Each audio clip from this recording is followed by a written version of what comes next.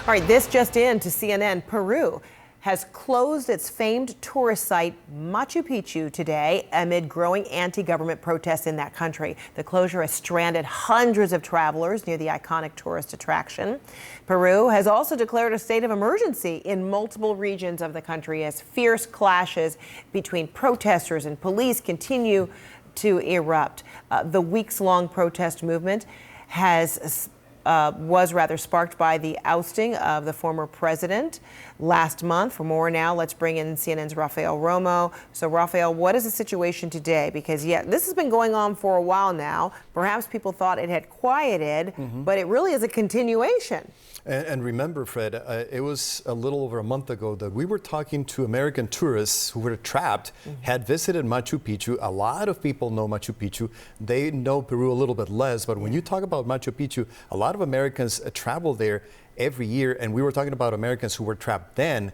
Now the situation today is that the site itself has been closed because one of the rail lines connecting tourists to that destination was vandalized, and service has been suspended. So just in the last few weeks, let me tell you what has been happening, and it's been going on day after day after day. Monday, the protesters mobilized to the capital, Lima. On Tuesday, the president calls for dialogue, but then it was like nobody heard her because a new wave of protests in Lima happened on Wednesday. On Thursday, imagine this, Fred, Cusco airport closes. There were more clashes in Lima, and a historic building in the capital was burned in. Today, as we have been talking about, Machu Picchu is closed.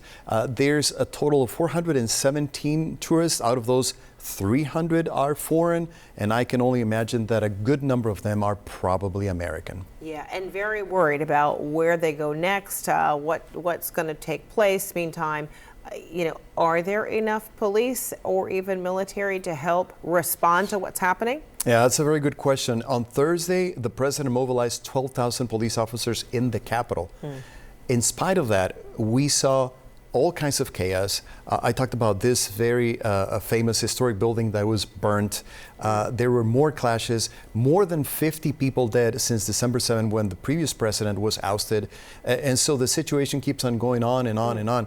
Peru right now is the closest thing to anarchy this side of the world, and there's no end. And what are the demands?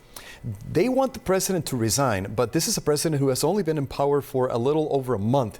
They also want the leadership in Congress to go, and they want a new constitution. The president says, listen, if I resign right now, nothing gets solved. And so what she's proposing is elections next year, 2024, in April, which is 2 years ahead of schedule. That's what she's offering. The protesters say that's too long. We want elections now. Wow, this is incredible. All right, keep us posted on all the developments. Rafael Romo, good to see you. Thank you. Absolutely.